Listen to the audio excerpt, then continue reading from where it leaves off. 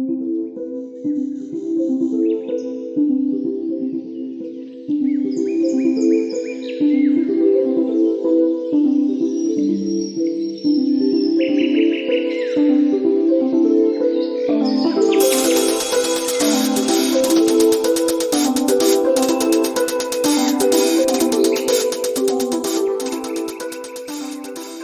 and welcome to the White Witch podcast with me, Carly. Hope you are all well, witches. Blessed Imbolc if you are listening to this episode on its release day. On today's episode, we are meeting with Primrose Hill, our cottage witch, to look at the folklore and magical associations of the pancake and snowdrops. To kick things off today, we have our book review, and our book is The White Hare by Jane Johnson. Had this book on my radar for a little while, wasn't initially sure how witchy it would be. The author seems to release a lot of commercial type fiction books, but it did not disappoint. It was very witchy. Here is the book's blurb. In a valley steeped in legend lies an abandoned house where Edens may be lost, found and remade. The White Valley in the far west of Cornwall cuts deeply through Bluebell Woods down to the sea. The house above the beach has lain neglected since the war. It comes with a reputation, which is why Mila and her mother Magda acquire it so cheaply in the fateful summer of 1954. Magda plans to restore the house to its former glory, the venue for glittering parties where the rich and celebrated gathered for bracing walks by day and sumptuous cocktails by night. Mila's ambitions, meanwhile, are much less grand. She dreams of creating a safe haven for herself and a happy home for her little girl Janie. The White Valley comes with a long, eventful history, laced with tall tales. Locals say that a white hare may be seen running through the woods there. To some, she's an ill omen, to others, a blessing. Feeling fragile and broken-hearted, Mila is in need of as many blessings as she can get. But will this place provide the fresh start she so desperately needs? So first off, I was really attracted to this book as it is set in Cornwall, a place very dear to my heart and very witchy. I absolutely eat up any Cornish folklore. The setting of this book, for some reason, really reminded me of Tree Bar Gardens in Cornwall, with all the beautiful gunnery and so on. I also loved the setting of this book in the early 50s. That is always a period that I'm really interested in. Loved the main characters of this book, Mila, Magda and Janie. 3 generations of women who moved to Cornwall after buying a house to restore. They are of Polish origin, so there is also some reference to Polish folklore. Actually, I loved all the characters. None more so than the 2 witches who live in the village. They are true hedge witches and serve as wise women to many in the village. The description of their house and garden is wonderful. The baddie in this story is a real villain and has your blood boiling. And when an author can give you that feeling, it is always a success in my eyes. It's hard to say much without giving the storyline away. This story has so much goddess energy running throughout. It's eerie in places with how the goddess shows up. I loved the different themes in the book that were well handled, such as the difficult relationship between Magda and Mila, how Mila is different with her own daughter as a result, also the fallout of trauma.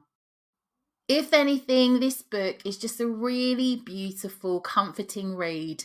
Of late, I've really struggled to commit to any witchy fiction as I just haven't found any that I've got into. But this book did not disappoint. Absolutely would recommend this book. I couldn't put it down. Join me after the break to meet again with Primrose Hill to look at Pagan Pancakes and the Snowdrop.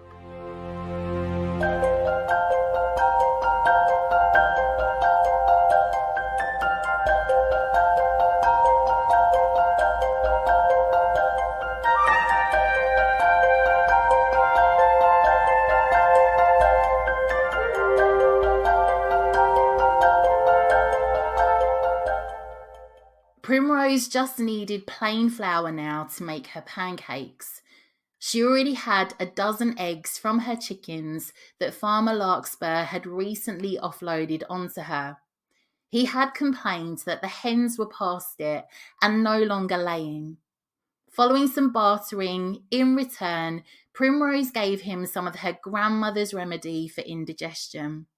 Primrose, however, knew his long-suffering ailment could easily be avoided if he just laid off the locally brewed cider. It turned out that since relocating to Primrose's garden, the hens did nothing but each lay her a perfect egg each day. Primrose made a fuss of the hens as much as they would let her. They were still a little wary of her, yet she could tell they were beginning to be more calm and curious around her. They had recently entered a little routine where the hens would run towards her when she came out into the garden and follow her around. Being the beginning of February, she hadn't spent as much time as she would like in the garden against the Baltic conditions. She did spend time nursing a cup of tea whilst watching the chickens' antics and had taken to giving the Buff Orpingtons names based on their little personalities. The 6 chickens consisted of Agatha, Circe, Edith, Ophelia, Clementine and Ivy. Circe was the most tyrannical of them all and was quick to show Primrose when she arrived at Moonwillow Cottage she ruled the roost. Eggs covered, that just left plain flour, which was why Primrose found herself in the village shop. As she gazed at the sundries, she spied through the glass-blown windows a Morris 8 automobile park abruptly just outside the shop's front. The door swung open and the local vicar emerged from behind the wheel. Primrose inwardly prayed to her own gods he might not come into the store and see her. She hadn't quite recovered from their interactions last year when she had to navigate funeral arrangements and a service that was as simple as could be for her grandmother. In her lifetime, her grandmother had attended church as little as was deemed acceptable. With little option for a heathen funeral, Primrose had to rely on the mercy of the church to see the burial through. The vicar locked eyes with Primrose through the glass and made strides towards the shop, swinging open the door, the shop's bell ringing out loudly, heralding his arrival. Primrose suddenly felt like the prey, the vicar the predator. "Ah, Primrose, isn't it? Funny I was going to pop up to Moonwillow Cottage to inquire how you were doing since your grandmother's passing. We haven't seen you at Sunday service since you moved to the village. I wasn't sure if you hadn't simply sold up and ran back to the city." He smiled, pinning her on the spot for some sort of answer. Eager eyes, Cheshire cat grin. "Hello, Vicar. Still at the cottage. Just been a lot to do with getting everything back to how it was. I appreciate your interest, however. I just made a rare trip into the village to stock up my flour stores for pancakes. A little early for Shrove Tuesday, but good to see you'll be observing the day." Primrose couldn't help herself. With an angel on one shoulder and a devil on the other, she landed the following blow to the vicar. "Well, Vicar, the Hill women always make pancakes for Imbolc each year. The pancake was originally made to symbolise the sun. We've always honoured the ancient one's belief that by eating them, we gain power from the light and heat of the sun. We've always been inclined to eat them a little earlier than Shrove Tuesday." And she offered up her sweetest smile as she said this. The vicar's face began to turn a strange shade of puce, at extreme odds to the starch white collar at his neck. Gradually he spluttered out, "I see you are just like your grandmother, and I would hazard a guess much like the hill women my father and grandfather have had the experience of dealing with across the many decades." Primrose beamed from ear to ear. "Why, thank you, Vicar. So glad to hear I'm just like the previous hill women. That's made my day. I hope you have a great day too." And upon the delivery of that statement, she whizzed up to the shop's counter and quickly paid the shilling and pence for the hefty bag of flour to the shop assistant. As she heaved the heavy bag of flour home, she tried not to chuckle too hard to herself about her interaction with the vicar. Her grandmother had always said she had no issue with Vicar Green's father when he was alive. He and her grandmother had many conversations where they had put the world to rights. Yet she had little time for Tom Green's pompous son Michael, who in her opinion was much like his snooty mother Vera, who flounced around in her fiery red fox fur coat, criticising the flowers the local ladies grew and arranged for the church. That's when she wasn't barking orders at her poor husband. Her grandmother often mused how she would quite like to see a fox wearing a coat made from Vera someday. As Primrose made her way out onto the main road towards the cottage, she heard before she saw the Morris 8 ambling down the road wildly. She was forced to quickly step into the hedgerow, lest she was pushed off the road as the sleek black car hurried past her, the vicar looking almost possessed at the wheel, failing to acknowledge her presence. Although a bit shaken, during the commotion, Primrose had stumbled upon the first snowdrops she had seen that year aside the road. She looked up to see the vicar's car tear down the road ahead. She then focused her gaze on the delicate, powerful little harbinger of spring on the ground. Finally, back at the cottage, Primrose managed to open the hefty oak door with the bag of flour in her arms, ensuring she didn't trip as Balthazar wound his way around her feet to greet her. After placing the large bag of flour in the larder, she tended to the fire in the hearth, adding a few logs on before the fire raged nicely, throwing out heat into the tiny kitchen. Primrose filled the kettle, placed it on the Aga, ready to make some tea, before she reached for the grimoire to see what she could find on Pancakes and Snowdrops. Snowdrop, Latin name Galanthus nivalis.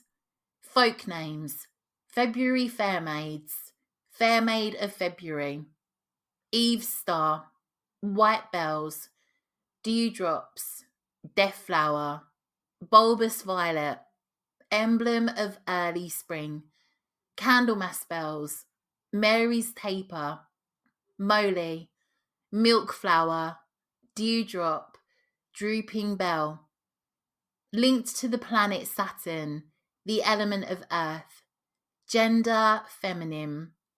Deities: Brigid, Persephone, Hermes.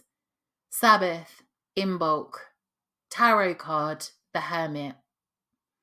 Magical properties: purification, innocence, spells for newborns, new beginnings, death witchcraft, hope, friendship in adversity, passing of sorrow, triumph over adversity, spiritual initiation, consolation, strength, protection, resilience, perseverance, divine love, mercy, and miracles. During the Victorian era, the snowdrop was often referred to as the death flower. This could be as they often grow wildly in graveyards, also through them springing up with the change in weather. The beginning of spring and its changes in temperature tended to bring illness. The snowdrop may have taken the blame for natural occurrences at this time of the year. Folklore sees the snowdrop regarded as unlucky due to them growing within graveyards. Along with other white flowers, they were not brought into the home lest they invited in the death of a loved one. In the West Country of England, a superstition was held that bringing snowdrops into the home resulted in the eggs being addled. They deemed one should never pick a snowdrop, especially from a graveyard, and that a single snowdrop growing in the garden was an omen of impending doom. The snowdrop has a folk name of Candlemas bells that was still recorded as being used in Essex, England during the 1950s. It was deemed unlucky to bring Candlemas bells into the home upon Candlemas. If you wished to be wed within the year, it was advised not to bring snowdrops in the house upon Valentine's Day. Due to them being sacred to virgins, some Candlemas celebrations involved young women donning white gowns and walking in procession with snowdrops in their hands. Snowdrops were exceptionally popular in medieval gardens. During the Middle Ages, they gained association with the Virgin Mary, and as a result, many old convent gardens have an abundance of snowdrops in her dedication. They were often planted in graveyards as they were believed to ward off evil spirits. Some have written of the snowdrop being sacred to the goddess Brigid. However, the snowdrop would not have been found in Britain or Ireland until the 16th century, when they were brought over from southern Europe. The plant is also native to Asia and the Middle East. Snowdrops are associated with Brigid, for they rise at the time of Candlemas and Imbolc, a time of year sacred to her. In many religions, the snowdrop was considered a sign from the gods that good times will come once again. There is a tale in Christianity of an angel turning falling snowflakes into snowdrop flowers. The angel gifted them as a sign of hope to Adam and Eve, following their eviction from the Garden of Eden. In Judaism, the snowdrop is said to represent the Star of David due to its 6 petals.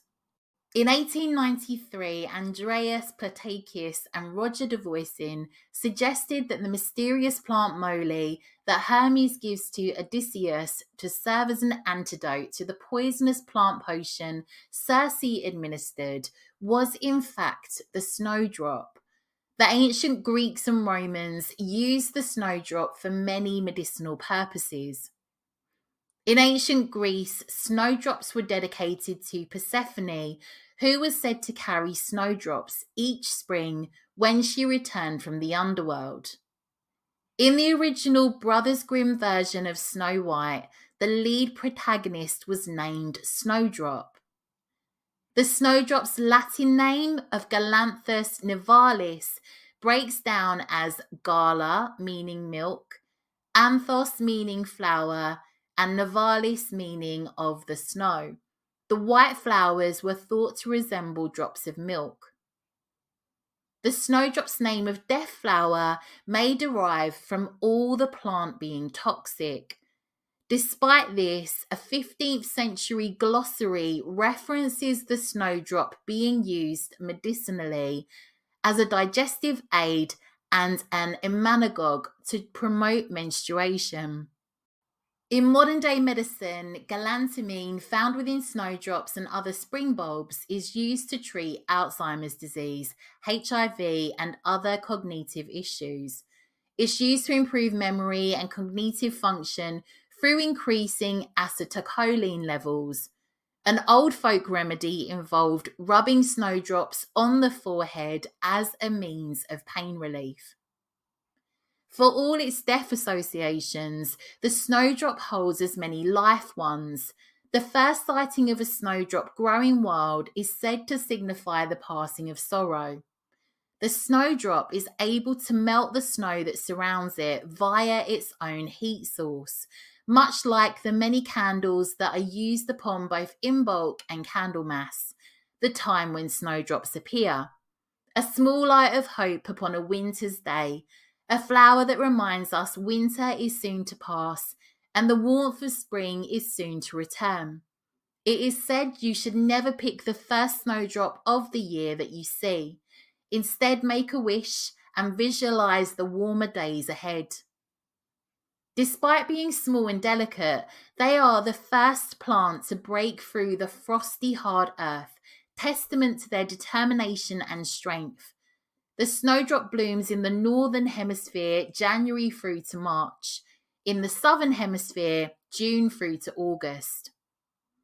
In German legend, there is a tale that when God created snow, he tasked it with visiting the earth and its flowers to gather their many colours.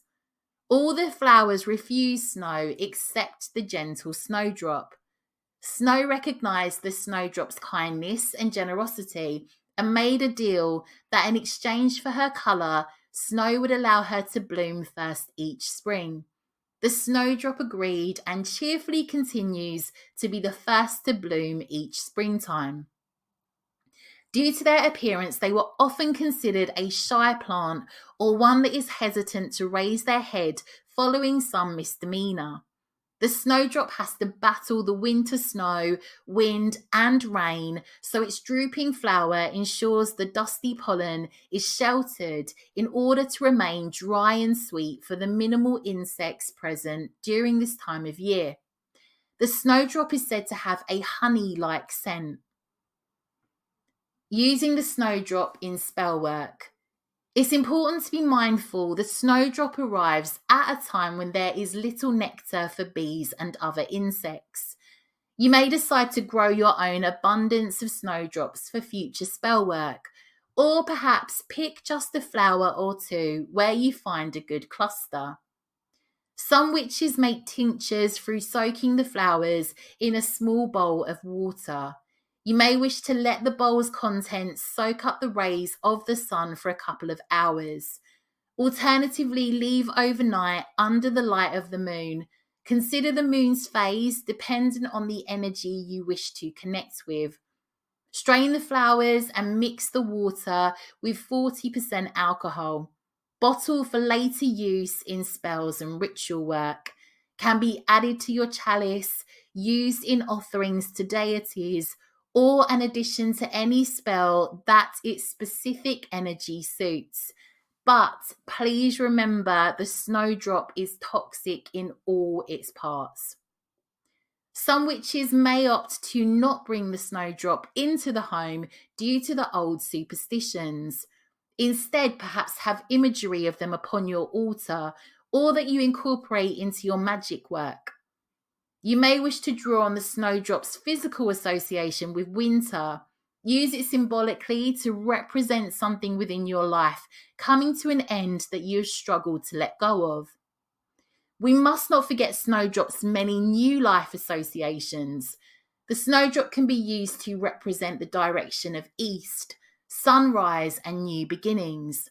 Incorporate in spells that Imbolc related to your new intentions or projects you are launching. Place snowdrops on your Imbolc altar or use as offerings to any deities you honour, especially Hermes, Persephone and Brigid. Ensure these toxic flowers are out of reach of animals and children. Historically, it was said that to wear a snowdrop would ensure you had pure and lofty thoughts.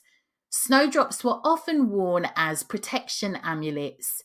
They can be used in spells or ritual to offer someone protection, comfort, and aid when in dire need. It is said that the snowdrop will provide alignment with spiritual forces and summon benevolent spirits and their support to the situation. You may wish to gather and dry snowdrop leaves and flowers, using a sachet to act as a protection amulet.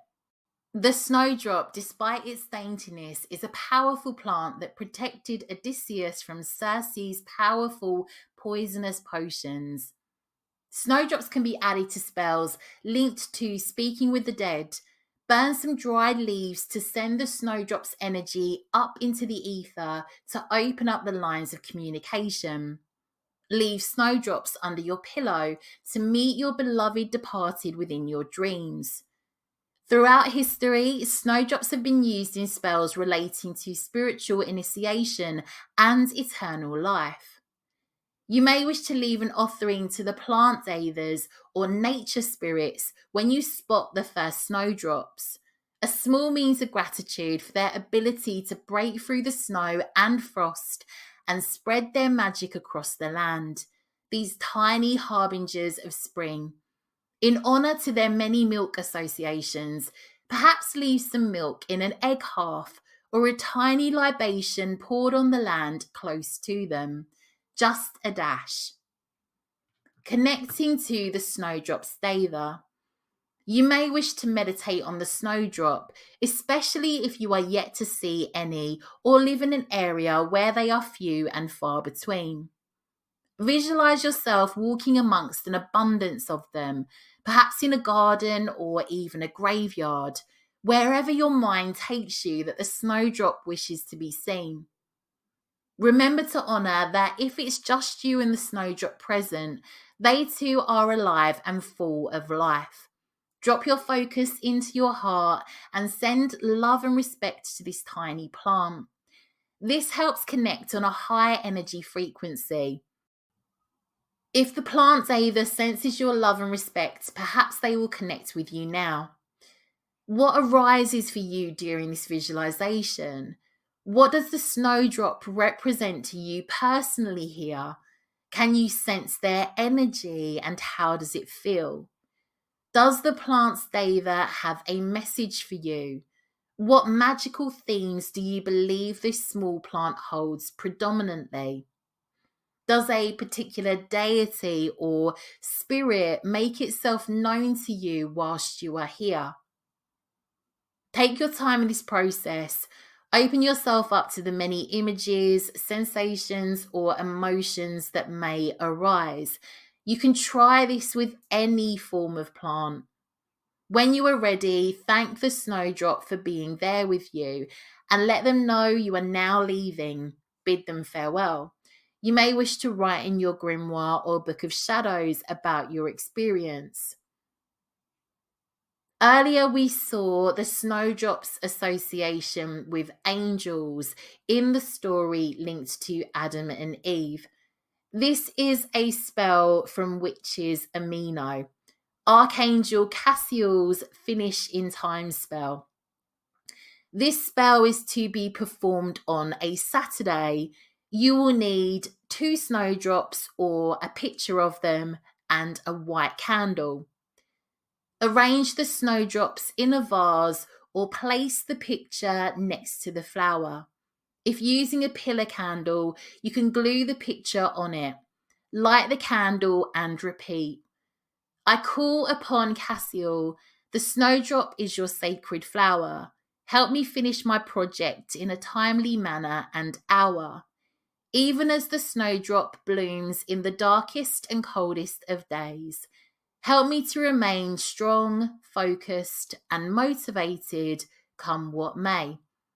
May Cassiel, the archangel of creativity, assist me now, and as I will, so must it be. Allow the candle to burn down in a safe place. So Angel Cassiel, and this is from the website theblackfeatherintuitive.com. Cassiel is most widely known as the Angel of Tears, for true joy comes from being comforted through the tears of sorrow.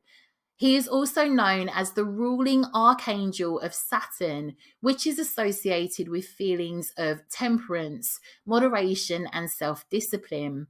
Thus, calling him the Angel of Tears and Temperance essentially named him the Archangel of Saturn.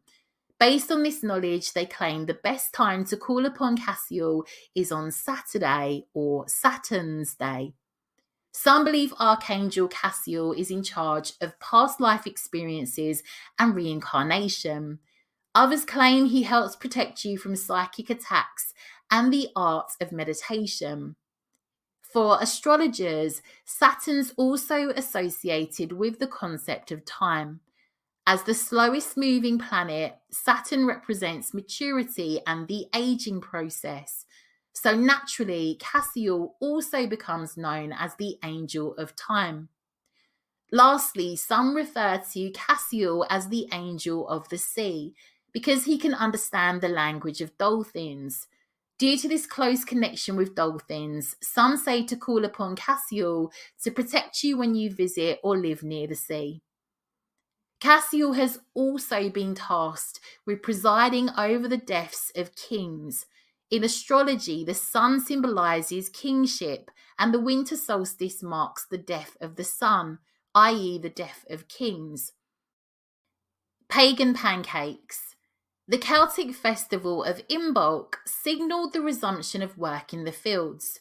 It was a time to prepare for the new year.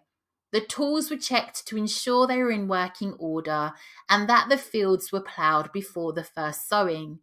New candles were made. It was the time of the Great Spring Clean. The 15th marked the date of the Roman Lupercales, which celebrated the end of winter. It was the time to purify the herds and the fields before sowing to ensure fertility and prosperity. The farmers roamed the fields equipped with torches and prepared pancakes with the remains of flour from the reserves.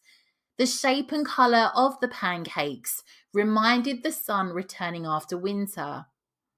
Originally, Shrove Tuesday was a pagan celebration prior to the arrival of Christianity. It was rooted in the belief that a strain in seasonal shifts was caused due to the coming of spring at this time of the year. For the pagans, the warm and circular nature of pancakes embodied the sun. Thus, the pagans understood that by eating pancakes, they would gain the power, light, and heat of the sun in order to help them with this struggle of seasonal change. Lent comes from lengthen, which is an Old English Germanic word meaning lengthening, referring to the lengthening days of spring. Symbolism was an important part of ancient paganism, and this is where the pancake appears. Springtime represented new life, light, conquering darkness, rejuvenation, and the promise of summer times ahead.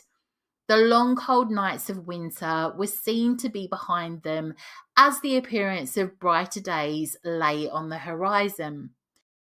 Pancakes were traditionally prepared and eaten at Imbolc to ensure a healthy harvest which would bring abundance and prosperity for the coming year. Wishes were made by flipping pancakes into the air, and stones were even placed into the batter, which divined the future for the coming year. Each ingredient is viewed to symbolise a different aspect of spring. Eggs, flour, and milk represent creation, the stuff of life and purity, respectively. An old Slavic pagan belief is if you consume pancakes on Shrove Tuesday, the gods of spring and fertility will fight against the evil gods of cold and darkness. The pagans' pancakes would be made into rounds to symbolise the sun, hoping that the sun's image would banish the cold, dark days. The first pancake was set on a windowsill as an offering to their ancestors, and leftovers were thrown in a bonfire as a sacrifice to the gods. Iceland refers to this day as Sprengidagur, bursting day, and the tradition includes eating salted meats and peas. In Ireland, the day is celebrated as Pancake Tuesday, once marked with unmarried girls who would flip the first pancake. If she was successful, the rumour was that she would be married within the year. In Scotland, the pancake or bannock was placed under a girl's pillow to induce dreams of her future husband. That is all I have for you today, witches. Thank you for joining me. I'm sorry this episode is out a day late. Just this week, I've been feeling a bit under the weather and it's been a bit difficult recording, feeling really rough. I will be back next week on time and with bells on. I just want to say a huge thank you to all my Patreons for supporting the work I do. I could not do this without you witches. So thank you for supporting all my crazy work. I also wanted to ask if you might be able to help a witch out by leaving me a review for the podcast if you enjoy it. 5-star Apple reviews are always coveted if you feel that way inclined. It really helps me out. It just takes a few seconds, but it really helps get the podcast out there. Aside from that, have a great week, witches. I'm sending you lots and lots of witchy love.